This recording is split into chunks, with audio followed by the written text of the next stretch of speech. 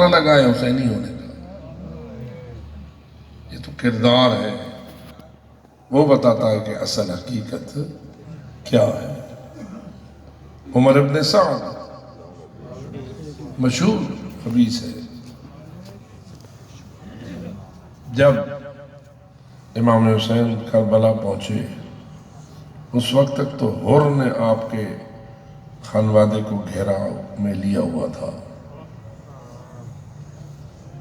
قاصد آیا، اس نے حر کو جواب میں یہ لکھا، جہاں ملے یہ میرا قاصد وہیں روک دے اور حسینی قافلے کو پانی کے قریب خیمے نہ لگانے دے،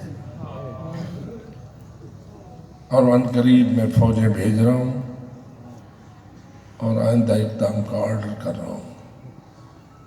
فوجیں چلی گئیں کربلا، ضرورت پڑی کسی ایک کمانڈر کی کہ کوئی ایک کمانڈر ہو جو ان ساری فوجوں کا کنٹرولر ہو۔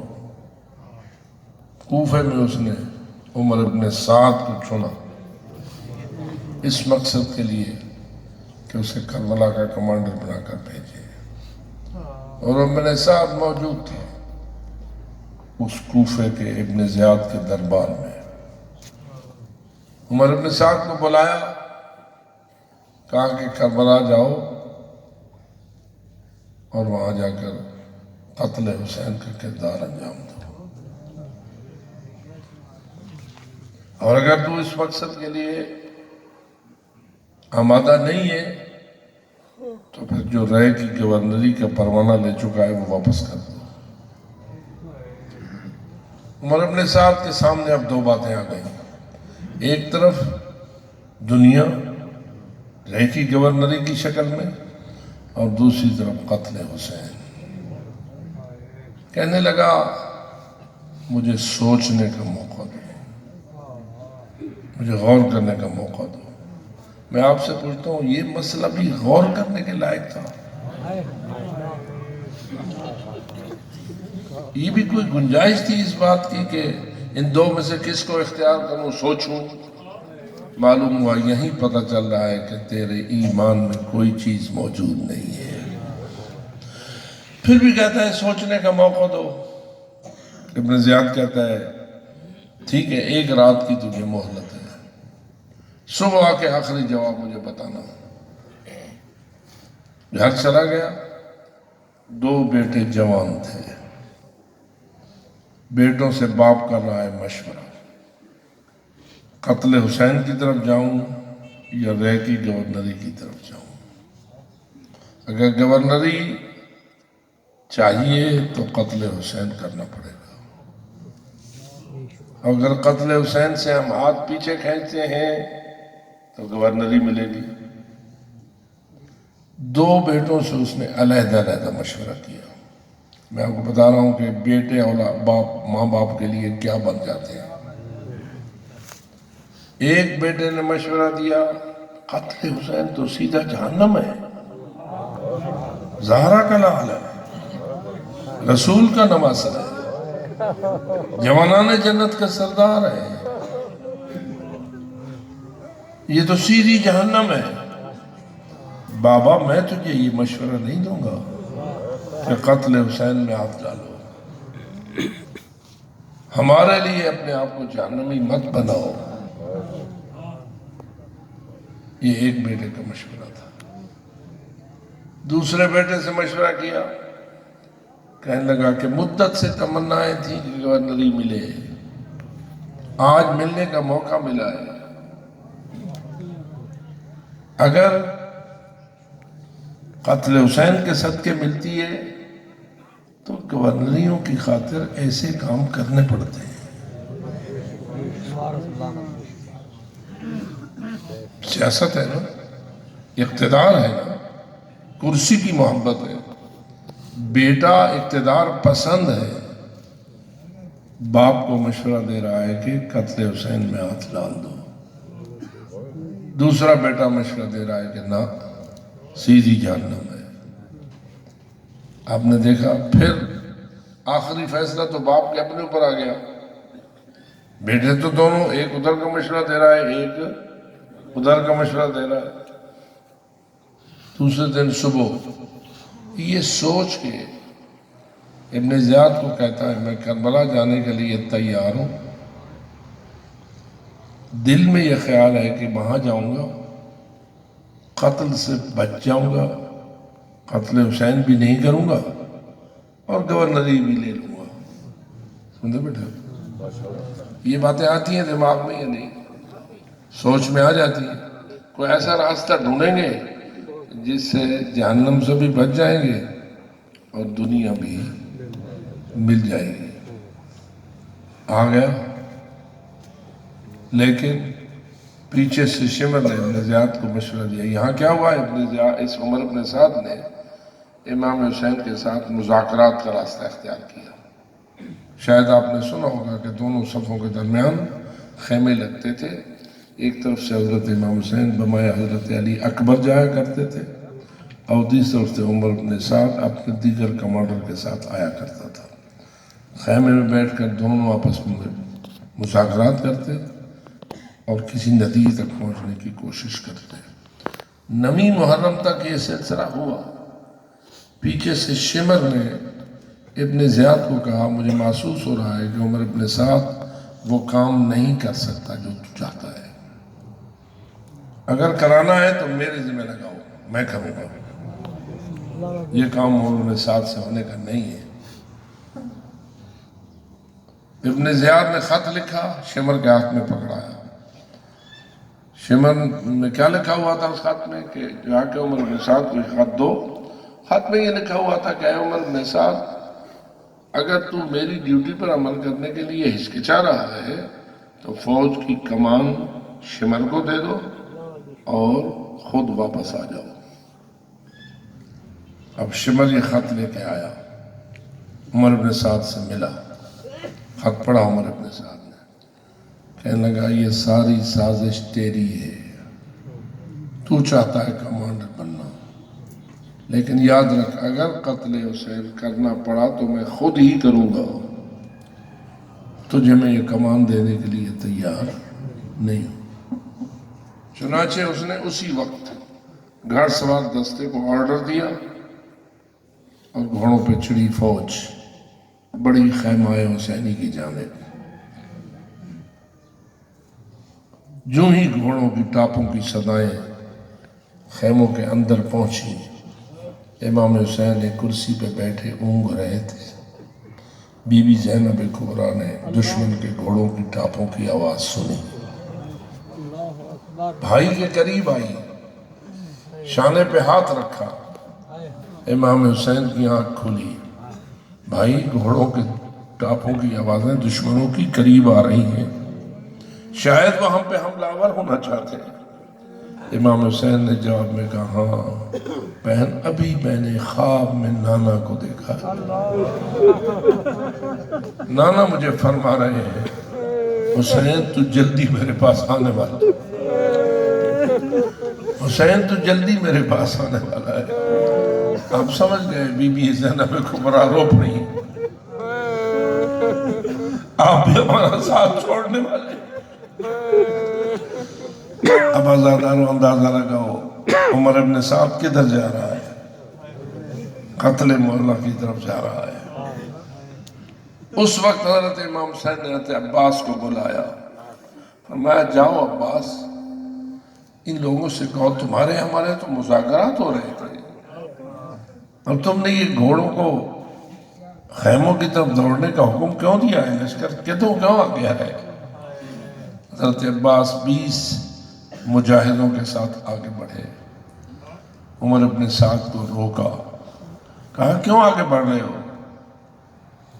کہا حسین سے کہہ دو اب کوئی گنجائش نہیں، یا بیعت یا جنگ، یا بیعت کا اقرار کرو اور یا جنگ کا راستہ اختیار کرو، تیسرا راستہ مذاکرات کا کوئی نہیں ہے۔ اس وقت حضرت عباس نے کہا تم یہاں ٹھہرو، میں جاتا ہوں مولا سے تمہاری بات بتاتا ہوں اور جو وہ فرمائیں گے وہ کروں گا۔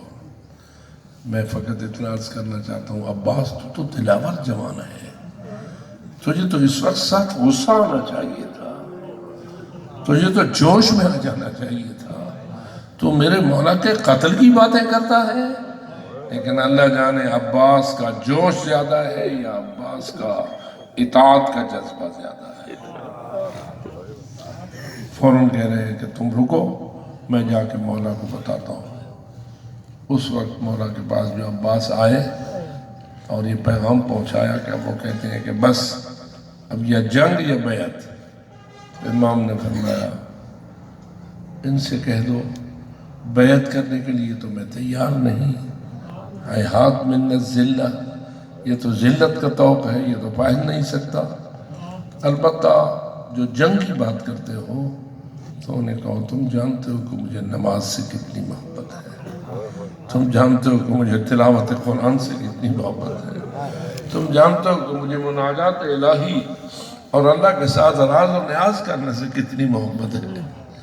تم جنگ کرنا چاہتے ہو تو ایک رات کی مہلت دے دو تاکہ ایک رات جی بھر کر ہم اللہ سے راز و نیاز کریں، عبادات کریں. کل صبح ہوگی تو پھر جو ہوگا دیکھا جائے گا. عزادارو اب غور کرو، عمر ابن سعد ابھی جلدی سے یہ فیصلہ کرنے پہ آمادہ نہ تھا کہ ایک رات کی مہلت دی جائے. تاہم اس نے اپنے کمانڈروں سے مشورہ کیا تو ایک کمانڈر نے کہا یہ تو رسول کا بیٹا ہے، اگر کوئی ہم سے ترک و دیلم کا غلام بھی ایک رات کی اجازت مانگتا تو ہم اس سے دے دیتے. دے دو، شاید کل رائے بدل جائے حسین کی، جنگ کا راستہ اختیار نہ کرے اور بیعت کر لیں تو ایک رات کی مہلت دینے میں کوئی حرج نہیں ہے. رات کی مہلت تو مل گئی. اب ذرا دیکھو شب عاشور ان مجاہدوں نے کیسے گزاری، شب عاشور ان کی کیسے گزری.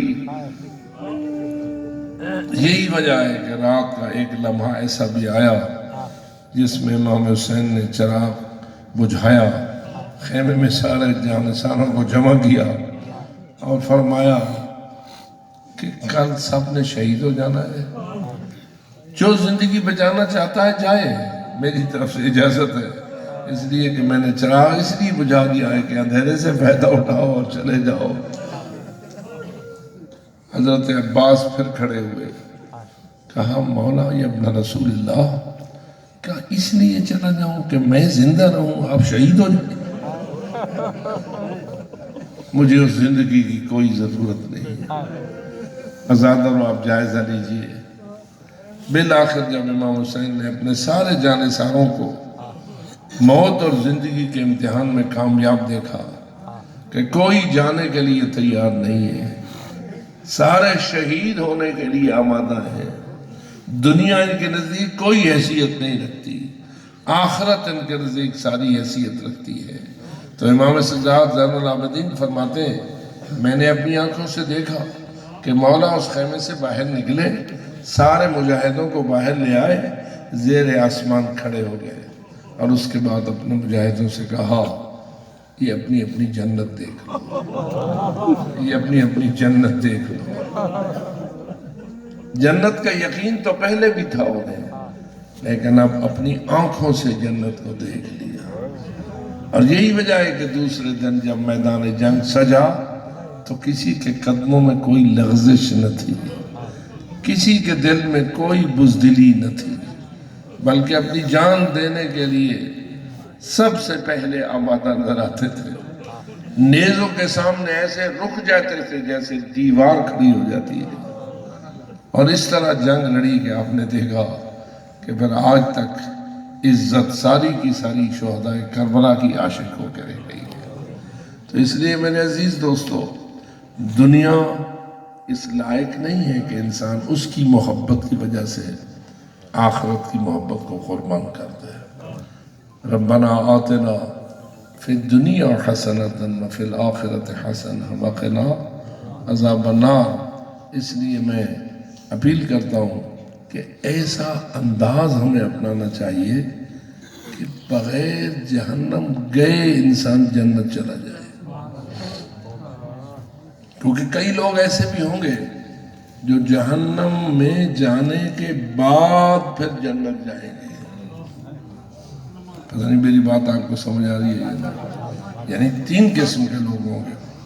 کئی ایسے ہوں گے کہ موت کے بعد سیدھے جنت اور ہمیشہ کی جنت، کئی ایسے ہوں گے کہ موت کے بعد سیدھے جہنم اور ہمیشہ کی جہنم، کئی ایسے ہوں گے جو موت کے بعد کچھ عرصے کے لیے جہنم اور پھر اس کے بعد جنت۔ کون سا راستہ ہونا چاہیے جی؟ سیدھی جنت یا جہنم سے ہو کے جنت؟ جی اس کو کہتے ہیں وَعَمِلُوا الصَّالِحَاتِ، وَعَمِلُوا الصَّالِحَاتِ، ہر عمل نیک لے کے جاؤ۔ آپ کہیں گے ہم تو غیر معصوم ہیں، ہم سے غلطی نہیں ہوتی، کہ ہم سے کوئی خطا نہیں ہوتی؟ ہاں ہوتی ہے، ہم غیر معصوم ہیں، ہم کو یہ نہیں کہہ سکتے کہ ہم سے گناہ نہیں ہوتا، لیکن اللہ نے تیرے گناہ کو دھونے کے لیے ایک چیز تو دے دی ہے تجھے، اس کا نام ہے توبہ۔ سیکھنی ہے تو غور سے سیکھ، سیکھنی ہے تو غور سے سیکھ۔ کتنا بڑا مجرم، کتنا بڑا مجرم آپ کے سامنے ہے، لیکن جب آیا توبہ کی طرف تو آ کے ٹانگیں کانپ رہی تھی، اور لوگ، ایک شخص پوچھ رہا تھا کوئی اتنی بڑی جنگ تو نظر نہیں آتی کہ تو ڈر رہا ہے؟ تو کہتا ہے میں جنگ سے نہیں ڈر رہا، آگے دو راستے نظر آ رہے ہیں، ایک راستہ سیدھا جہنم کو جا رہا ہے، اور دوسرا راستہ وہ ہے جو جنت کو جا رہا ہے، اور ادھر حسین زہرا کا لال بلا رہا ہے۔ نتیجہ کیا نکلا کہ اس نے جہنم کے راستے کو مطلقاً چھوڑ دیا اور جنت کی راہ پر نکل پڑا۔ قریب آیا، حلی من توبہ، اے فرزند رسول، مجھ جیسے مجرم کے لیے بھی کوئی توبہ کی گنجائش ہے؟ مجھ جیسے مجرم کے لیے کوئی توبہ کی گنجائش ہے؟ امام کا جواب آیا، اللہ یقبل توبتک، اس لمحے بھی اللہ تیری توبہ کو قبول کرے۔ فوراً عرض کرتا ہے جب میری توبہ قبول ہے تو مجھے اجازت دیجیے کہ اب حسینی بن کر میں یزیدیوں سے گفتگو کروں۔ فوراً گھوڑا پلٹایا، سامنے جا کے کھڑا ہو، کوئی دیر تو نہیں لگی ہوگی نا، آیا، توبہ کی قبولیت کی خوشخبری ملی، واپس پلٹا، کہنے لگا تمہیں حیا نہیں آتی؟ تمہارے دریا سے کتے بھی پی رہے، تمہارے دریا سے نجس جانور اور کافر بھی پی رہے، پیاسے ہیں تو زہرا کے لال، پیاسے ہیں تو نبی کی اولاد، العطش العطش کی آوازیں ہیں تو فرزندان نبی کی، العطش العطش کی آوازیں ہیں تو اولاد زہرا کی، تمہیں اتنی شرم نہیں آتی؟ اب دیکھیے کس مقام پہ پہنچا، اس مقام پہ پہنچا کہ امام حسین نے فرمایا تیری ماں نے تیرا نام صحیح رکھا تھا، انت حر فی الدنیا والآخرہ، تو دنیا میں بھی ہر برائی سے آزاد ہو گیا اور آخرت میں بھی کامیاب ہو گیا۔ تو اس لیے میرے عزیز دوستو، گناہگار ہیں ہم، خطا کار ہیں ہم اپنی عصمت کا دم نہیں بھر سکتے، ہم اپنے معصوم ہونے کا دعویٰ نہیں کر سکتے، کوئی کتنا بڑا ہی کیوں نہ ہو، بہرحال گناہگار ہو سکتا ہے، غیر معصوم گناہگار ہو سکتا ہے، لیکن سب سے قیمتی تحفہ ایک گناہگار کے لیے اللہ نے توبہ رکھا ہے، اور اس توبہ کی کوئی لیمٹ نہیں ہے، اس وقت تک ممکن ہے جب تک موت کا پنجہ تجھے اپنے گرفت میں نہیں لے لیتا۔ موت کے آثار نظر آئیں گے تو پھر وہ حالت ہو جائے گی جو کہ فرعون کی تھی، کہ فرعون جب غرق ہو رہا تھا تو کہہ رہا تھا اب میں موسیٰ و ہارون کے رب پہ ایمان لایا، اور اللہ کی آواز آ رہی تھی کہ اب جب تو بالکل موت کے دہانے پہ پہنچ گیا اور مرنے لگا ہے، اب تجھے میری طرف رجحان آیا ہے، تو اس لیے میرے دوستو کتنی جلدی توبہ کرنی چاہیے۔ موت کب آئے گی؟ جب کوئی پتہ نہیں، تو پھر توبہ کی مہلت یہی کچھ ہے کہ انسان اپنے گناہوں سے جلد از جلد توبہ کرے، اور ان تمام چیزوں کو دیکھیں جو رواجات میں ہیں۔ ہم بہت سارے رواجات کی وجہ سے گناہ کرتے ہیں، رواج ہمارے اوپر غالب آ جاتا ہے، اور رواج حب علی کو شکست دے دیتا ہے، اور جب رواج کا بندہ بن جاتا ہے جو شریعت کے خلاف ہے، تو پھر انسان رواج کے بہاؤ میں بہہ جاتا ہے، اور انسان سخت گناہگار ہو جاتا ہے۔ اور اللہ سے دعا کریں خداوند منان ہمارے گناہوں کو معاف فرمائے اور ہمیں سچی توبہ کی توفیق نصیب فرمائے اور نقش قدم حر پر چلنے کی توفیق عطا فرمائے. وآخر دعوانا ان الحمدللہ رب العالمین. صلی اللہ علیہ وسلم.